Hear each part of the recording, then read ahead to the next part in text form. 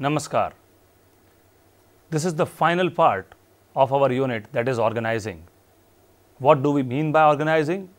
Important facts and figures related to organizing, departmentation, decentralization, centralization, span of management, specialization, job design, work design, and at last, authority responsibility relationship has already been completed. In the previous session, we started with organizational structures. That is, we initiated with mechanist and organic structures. Mechanists are rigid, whereas organic are very, very lucid, and they are just like fluid structure, flexible structures. Today, we are going to discuss the most important part of organizational structure, that how we can design the organizational structure. What are the basic factors you are going to take into account while designing a successful and a better organizational structure? There are certain contingency factors, situational factors that should be taken care of before designing the organizational structure.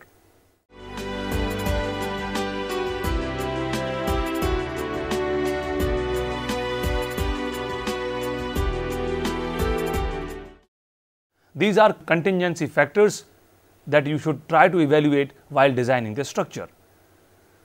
The structural decisions are influenced by, number first, overall strategy of the organization. Now let me tell you what are the specific features that you should take into account while designing this strategy. You can see at this screen right now, this is a three-dimensional figure, 1, 2 and 3, 3 dimensions. You might be looking at that.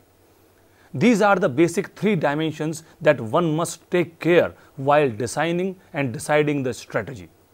The first, this one is called as customer groups. Your first priority is customer groups. The second priority is customer functions. And third is alternative technologies. Now let us study that contingency factor. Organizational structure follows the strategy. In more than 90% of examinations, this is usually asked that please comment organizational structure follows the strategy. You are supposed to write it down that yes, structure should be shaped in such a way that the organization is able to achieve his strategy and its organizational goals. My strategy is expansion. Whenever I am going for increasing customer groups, increasing customer functions, or increasing the technology, or either of the two or all the three, I am going for expansion. In that expansion case, I need a very important thing, that is flat organizational structure. I am growing.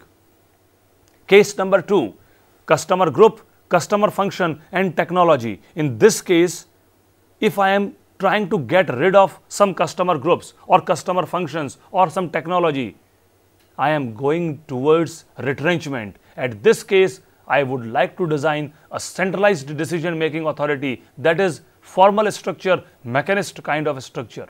So, as per your strategy, the organizational structure should be there, should be built. Because this is my strategy, I will design this type of structure. Do not ever state that strategy follows the structure. You will have to design the structure as per the strategy. Then comes size of the organization. That also plays a vital role while designing the organizational structure. Size of the organization means firms change from organic to mechanist organizations as they grow in size. It's a small institution, only 40 members are working. I can go for organic, flat structure, lucid structure. But when 40,000 people are going to work with me, then what will happen? 40,000 people. Can I govern everybody? I will go for mechanist. This is the second thing, size. People usually say size and effectiveness are inversely proportional. No. Sometimes you are supposed to manage in a better way despite of size. This is the second factor that should be taken into account while designing the organizational structure. The third is technology usage by the organization. Firms adapt their structure to the technology they use. Technology and structure are closely connected. If I am using internet technology in an excessive way, my structure will be somewhat like a virtual structure in which I am working from my home. You are also at your residence. You are giving me some orders through that technology. Recent world, people are using mobile technology for effective businesses. It has become an inevitable part in modern day business. The fourth is degree of environmental uncertainty. Environment is uncertain. We cannot say what's going to happen in future. Globalization, privatization, industrialization, we are facing a lot of competition every day. What is that? That means the environment is uncertain. Political environment, legal environment, social environment, these all things we are going to discuss in emerging horizons. But at this place, you are supposed to design the structure by looking at the environmental uncertainty. The dynamic environments require organic structures, whereas mechanist structures need stable environments. Whenever an environment is stable, you know it very well that nothing is going to happen for next 4 or 5 years. You can go for mechanist. But when the environment is continuously and drastically changing, you will have to adopt organic structure, because if the decision making process is of 2 months, within those 2 months the environment is going to change, and what you will do? This is the fact.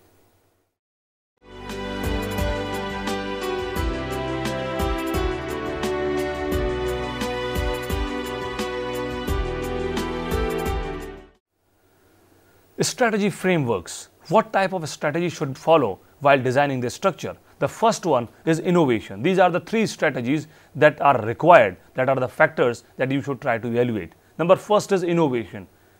What is that something new you have put into account?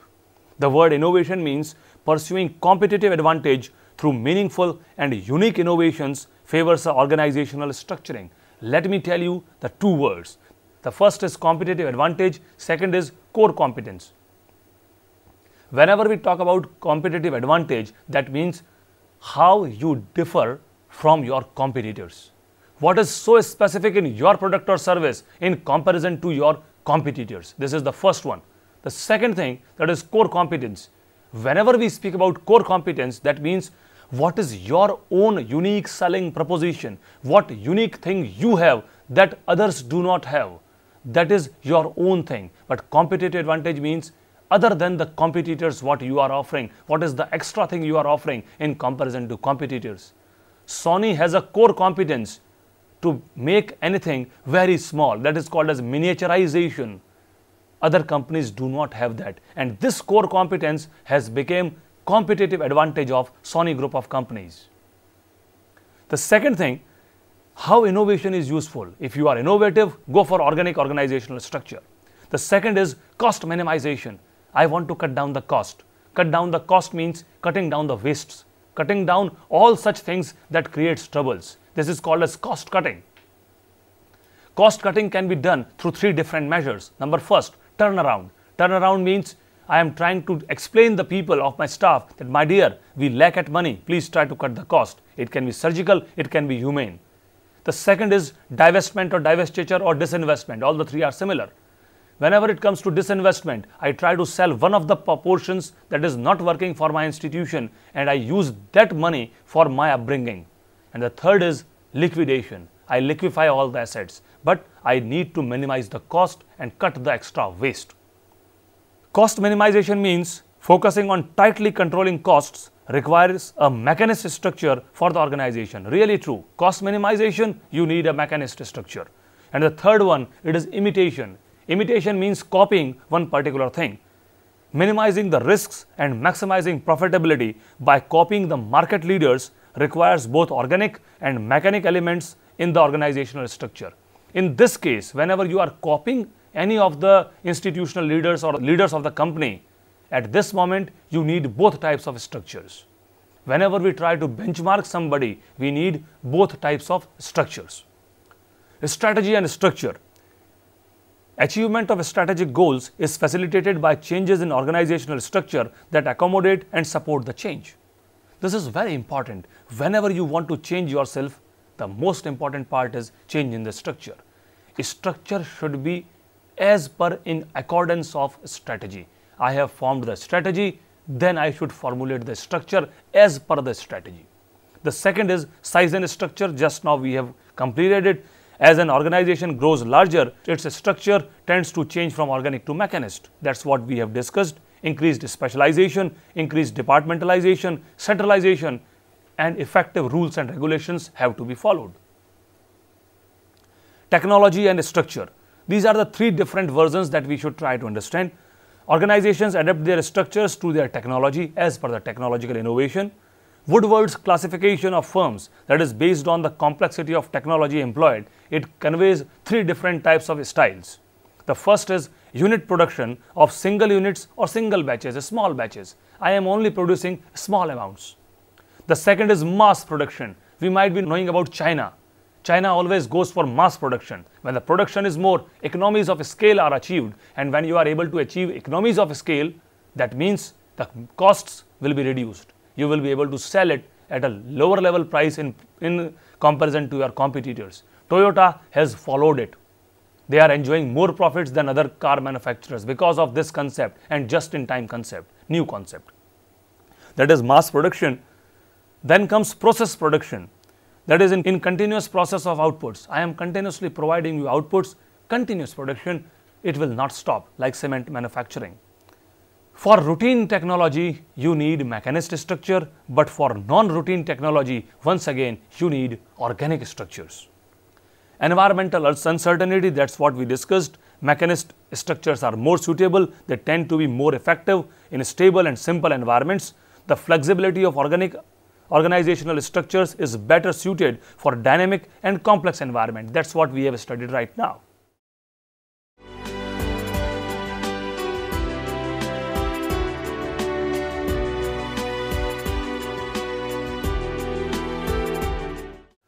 Let us move further. This is the last section that we are going to deal today. That is different types of organizational designs. There are certain types that have to be studied today only.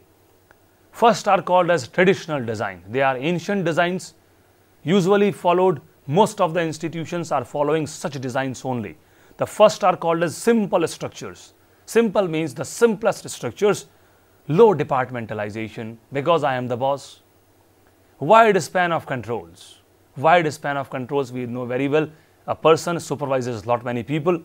Centralized authority. Centralized authority means authority is central now.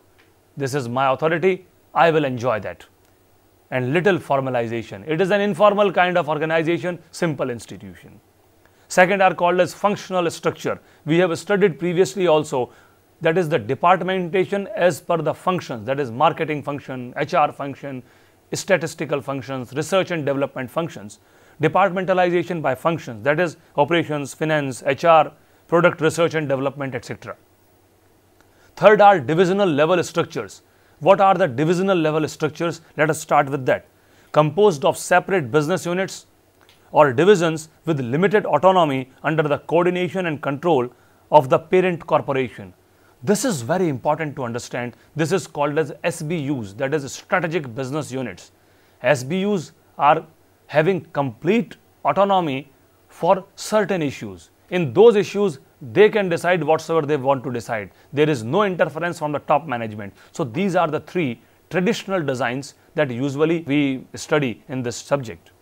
These are strengths and weaknesses of traditional organizational designs. Let us have a review on strengths and weaknesses of these traditional organizational designs. Simple structure. It is very fast. The strength is it is very fast, flexible, inexpensive to maintain, and clear-cut accountability and responsibility is there. Very simple. Most of the institutions follow this. But there is weakness also. Not appropriate as organization grows. When organization will grow, it is not appropriate because one single individual cannot control everyone. This is a fact. Secondly, reliance on one single person is really risky. When one person becomes whole and soul, there is no democratic alliance with others. What will happen? He is having all the authority. Sometimes it creates problems. In history, we have studied. You might be knowing. Muhammad Tughlaq, single person, usually people said, mixture of two opposites. One single man dominating everything. This is not fair. Then comes functional structure, the strength. Costs are saved. Cost cutting, cost saving advantages because of specialization. I am a specialist in this particular regard. As I told you earlier, economies of scale are maintained due to mass production, minimal duplication of people and equipments because all the people are working hard. They know what is their duty, what is their responsibility, and above all, each and everything is in formal place. And employees are grouped with others who have similar tasks. Each and every person possesses a group in which he has to do certain tasks. But there are certain weaknesses also. In pursuit of functional goals, they can cause managers to lose sight from what's best for overall organization. They are only concerned with their functional area. Functional specialists become insulted and have little understanding of what other units are doing. They do not know what others are doing. This is the problem associated with functional organizational structure. Third is divisional level structure. Little bit autonomy has been given to others. The strengths are focuses on results. Divisional managers are responsible for what happens to their products and services, but there is a weakness also. Duplication of activities, and above all, resources duplication increases the costs and reduces the efficiency. Sometimes excessive autonomy also creates a trouble. This is the weakness in this style.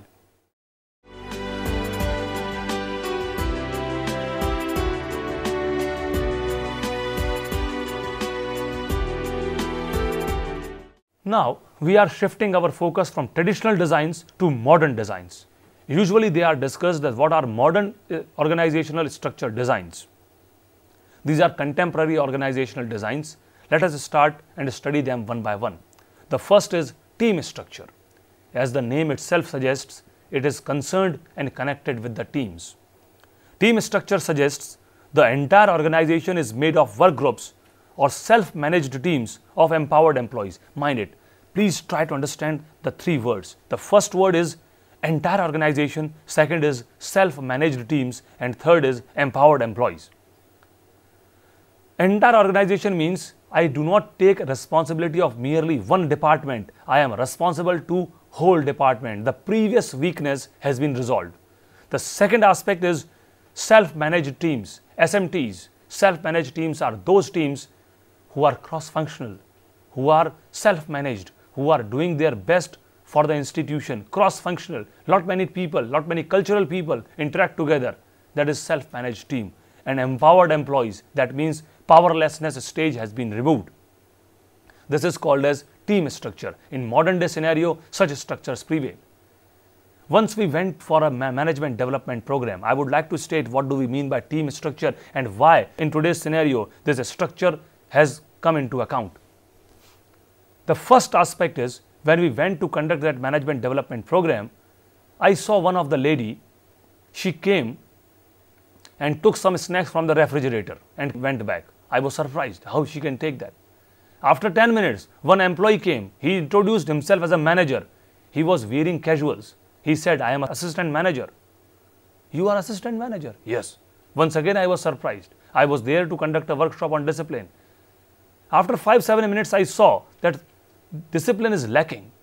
I asked the person that, my dear, people are wearing casuals. The lady took some snacks. Where is the record of those snacks? The person replied, sir, we are not here to maintain discipline decorum within the institution. We are not here to have an account of snacks and all the things that she has taken. They are not present at the office right now. They have just come for working. They are working from their homes. We have allowed people for flexi timings. And above all, we are not here to maintain decorum. We are here to maintain the productivity. The people whom you have seen, they are excessively productive. They are very disciplined. And when it comes to work part, they work with the best possible zeal. You can see the record. Literally, we were shocked. This is the standard of organizational structure that works today. It is not the mechanist, me, then you, the next person. This is just a gone case now. Then comes the next style of structure, that is metrics and project structures. This is based on one single project. I am doing some project. As soon as the project gets completed, I move to some other project. Specialists from different functional departments are assigned the work on projects led by the project managers. Very simple. Metrics and project participants have two managers at one single time. One is the specialist and second is the line authority. In project structures, employees work continuously on one single project, moving to another project as soon as the one project is completed. This is what about team structure and project structure. Let us start with that. Team structure, this is a structure in which the entire organization is made up of work groups or teams. We have prepared some teams. There is no formal distinction between the authority. Secondly, they work for a simple assignment.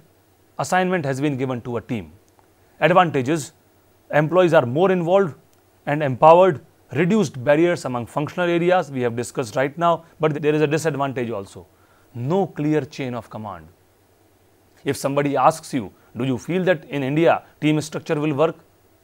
We don't believe in that. Problem is there, we require somewhat dictatorship.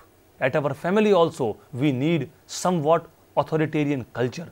We are born and brought up in that authoritarian culture. Therefore, somewhat authority has to be practiced by someone. Otherwise, it will create troubles. Secondly, pressure on teams to perform is once again a disadvantage. Excessive pressure sometimes creates a burnout situation that is not desirable. This is the matrix organization.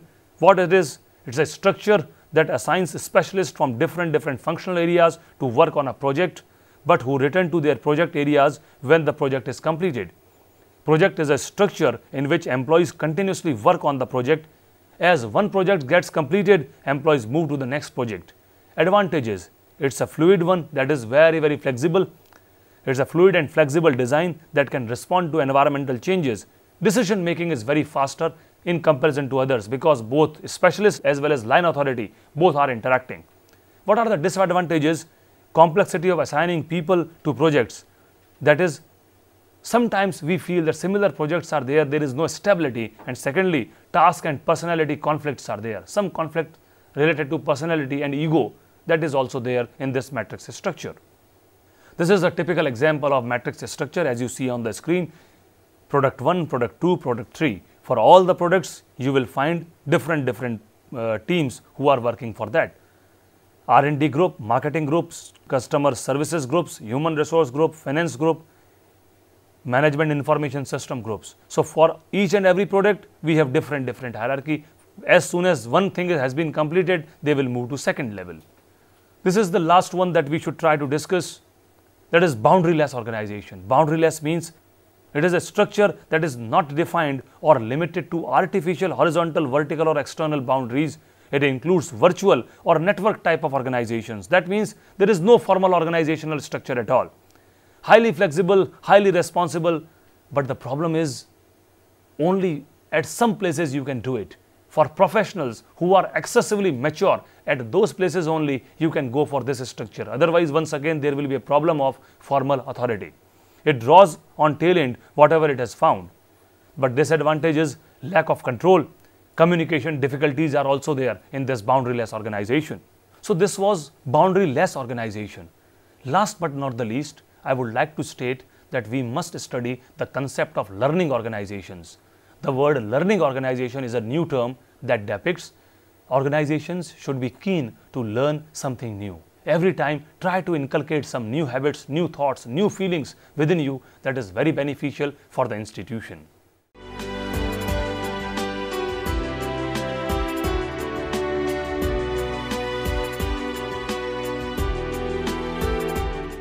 Friends, now let us summarize this session.